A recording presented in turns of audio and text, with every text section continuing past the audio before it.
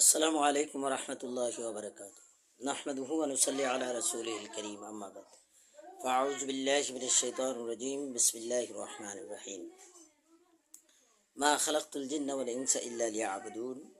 মহান রব্বুল আলামিন ঘোষণা করেছেন, মানুষ এবং জিনকে তৈরি করা হয়েছে তার ইবাদত করার জন্য, তার গোলামি করার জন্য, তার দাসত্ব করার জন্য। আমরা দেখতে পাচ্ছি গত 5ই আগস্ট বাংলাদেশ দ্বিতীয়বার স্বাধীন হওয়ার পরে এই মুফতি রুহুল আমিন যে কৌমি মাদ্রাসার শেখ হাসিনাকে কৌমি ভাষার জননী হিসেবে ঘোষণা করেছিল, আমরা সেই সময় তার বিরুদ্ধে কোনো কিছু বলি নাই। কারণ সে ইসলাম বিরোধী কার্যকলাপ সেই দিনই করেছিল যেদিন শেখ হাসিনাকে কৌমি ভাষার জননী উপাধি দিয়েছিল। শেখ হাসিনার কৌমি ভাষার জননী উপাধি দেওয়ার পর থেকে সে বাইতুল মুকাররম মসজিদের খতিব হওয়ার জন্য সে দীর্ঘদিন ধরে শেখ হাসিনার সাথে লবিং করতেছিল। শেখ হাসিনার সাথে লবিং করে বাইতুল মুকাররমের খতিব হওয়ার জন্যে এতদিন পর্যন্ত শেখ হাসিনার দালালি করেছে। সে যদি সত্যিকারের আলেম হয়ে থাকে, সে কোনোদিনও ধর্মনিরপেক্ষ মতবাদীর দালাল হতে পারে না। ধর্মনিরপেক্ষ মতবাদ একটি কুফরি মতবাদ, যেই মতবাদের উপরে যদি কেউ বিশ্বাসী হয় তার ইমান থাকে না। বর্তমানে বাইতুল মুকাররমের খতিব মাওলানা রুহুল আমিন, মুফতি রুহুল আমিন, সে দীর্ঘদিন ধরে শেখ হাসিনার দালালি করতেছে। শেখ হাসিনাকে দিয়ে কৌমি মাদ্রাসার জননী উপাধি দেওয়ার পরও তার লজ্জা হয় নাই। এই লজ্জাকে ঢাকার জন্য সে গত 5ই আগস্ট দেশ যখন ছাত্র জনতার গণ অভ্যুত্থানের মাধ্যমে দেশ যখন স্বাধীন হয়েছে, সে তখন পালিয়ে গিয়ে গোপালগঞ্জে আত্মগোপনভাবে সে দীর্ঘদিন থেকেছে। আর মিথ্যা কথা বলেছে জাতির সামনে, জাতিকে বলেছে সে নাকি অসুস্থ। যে অসুস্থ যদি হয় তাহলে সে বাইতুল মুকাররম কর্তৃপক্ষ যখন তাকে নির্দেশ করা হয়েছে যে এতদিনের ভিতরে তার আবার বাইতুল মুকাররম খতিবের দায়িত্ব নিতে হবে, কিন্তু সে দায়িত্ব নেয় নাই, এতদিন পর্যন্ত দায়িত্ব নেয় নাই। এখন আজকে জুমার দিন সে নিজে জোর করে সে খতিবের দায়িত্ব পালন করার জন্যে জুমার নামাজের মধ্যে তার দেশের মানুষ, গোপালগঞ্জের মানুষকে নিয়ে বাইতুল মুকাররমের সাধারণ মুসল্লিদের উপরে আক্রমণ করেছে। সাধারণ মুসল্লিদেরকে হত্যা করার নীল নকশা এঁটে সে এই কাজটি করেছে।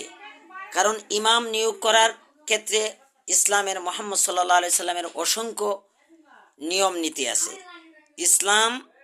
ইমাম একটি সর্বোচ্চ পদ ইসলামের মধ্যে, যেই পদটি আল্লাহ কর্তৃক, রসুল সাল্লাল্লাহু আলাইহি সাল্লামের কর্তৃক নির্বাচিত হয়, এই পদের উপযুক্ত যারা, তারা কিন্তু নির্ভেজাল, অরাজনৈতিক এবং অসাংগঠনিক বা ব্যক্তিরা হতে হবে। সে যেহেতু কৌমি মাদ্রাসার জননী হাসিনাকে উপাধি দিয়ে সে বাইতুল মুকাররমের খতিবের দায়িত্ব পালন করেছে, সেহেতু সে কুফরি কাজ করেছে। এই কুফরি মতবাদের অনুসারী ব্যক্তির পিছনে কখনো নামাজ হবে না। এই নামাজ যারা পড়বে তার নামাজ ফাসিদ হয়ে যাবে। নামাজ ভঙ্গের অসংখ্য কারণ আছে, এর মধ্যে একটি কারণ হইল তার ইমান আকীদা যদি ঠিক না থাকে তাহলে ওই ব্যক্তির পিছনে কখনো নামাজ হবে না। বাইতুল মুকাররমের খতিব হওয়া সত্ত্বেও সে বাংলাদেশের আইন এবং ইসলামের আইন সে লঙ্ঘন করে এতদিন আত্মগোপনে ছিল। সে হঠাৎ করে আবার বাংলাদেশে জোর করে মসজিদে ইমামতি করার জন্য সে এখানে এসেছে।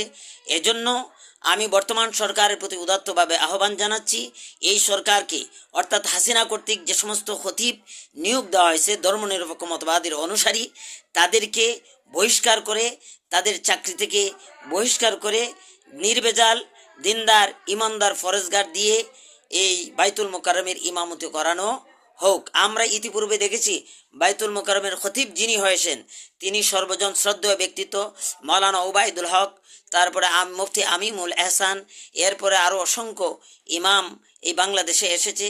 কোনো ইমামের কারণেই বাইতুল মুকাররম মসজিদের মুসল্লিদের মধ্যে মারামারি হানাহানি সৃষ্টি হয় নাই। যেহেতু উনি ফিতনা সৃষ্টি করেছে, বাংলাদেশে অসংখ্য আলেম উলামা আছে, এর মধ্যে নির্ভেজাল ইমান আকিদা যার ভালো, ওই ধরনের একজন ব্যক্তিকে দিয়ে বাইতুল মুকাররমে মসজিদের খতিবের দায়িত্ব পালন করানো হোক।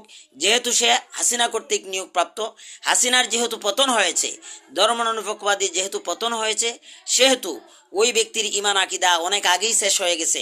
যেদিন সে ফতোয়া দিয়েছিল শেখ হাসিনাকে কৌমি মাদ্রাসার জননী হিসেবে, কৌমি মাদ্রাসার জননী যদি শেখ হাসিনাই হয়, তাহলে আমরা বাংলাদেশের মানুষরা শেখ মুজিবকে জাতির পিতা হিসেবে মূল্যায়ন করে। জাতির পিতা যদি শেখ মুজিবকে মানা হয় আর কৌমি মাদ্রাসার জননী যদি হাসিনারে দেওয়া হয়, তাহলে বোঝা যায় শেখ মুজিব হাসিনাকে বিয়ে করেছে। আর না হলে সে জাতির জননী হয় কিভাবে? জাতির সে কিভাবে মা হবে? অতএব সে যদি মা হতে হয়, তাকে তো অনেক আগেই কৌমি ভাষার এই রুহুল আমিন, মুফতি রুহুল আমিন ফতোয়া দিয়ে দিছে যে সে কৌমি ভাষার জননী। যদি সে কৌমি ভাষার জননী হয়, তার ফতোয়া অনুযায়ী শেখ মুজিবের ওয়াইফ হয় শেখ হাসিনা। ইন্না লিল্লাহি ওয়া ইন্না ইলাইহি রাজিউন। আমাদের এই পৃথিবীতে কোনো বাপ কি তার মেয়েকে বিয়ে করতে পারে? অবশ্যই নাই। যেহেতু তার ইমান আকিদারই ঠিক নাই, সেহেতু তাকে বাইতুল মোকাররমের খতিবের দায়িত্ব থেকে অপসারণ করে যিনি ভালো ইমাম, মুত্তাকি, ফরেজগার, নিরপেক্ষ, তাকে দিয়ে ইমামতি করার সুযোগ করে দেওয়া হোক। ওয়া আখির দাওয়ানা আনিল হামদুলিল্লাহি রাব্বিল আলামিন। এই ধর্ম নিরপেক্ষ মতবাদী ইমামকে অপসারণ করার জন্য যত ধরনের সহযোগিতা লাগে সারা দেশবাসী এবং দেশে বিদেশে যারা ইমানদার, মুত্তাকি, ফরেজগার আছেন, তারা সবাই সহায়তা করবেন এই সরকারকে। এই উদাত্ত আহ্বান রেখে আমি আমার কথাগুলি এখানে শেষ করছি। আসসালামু আলাইকুম ওয়া রাহমাতুল্লাহি ওয়া বারাকাতুহু।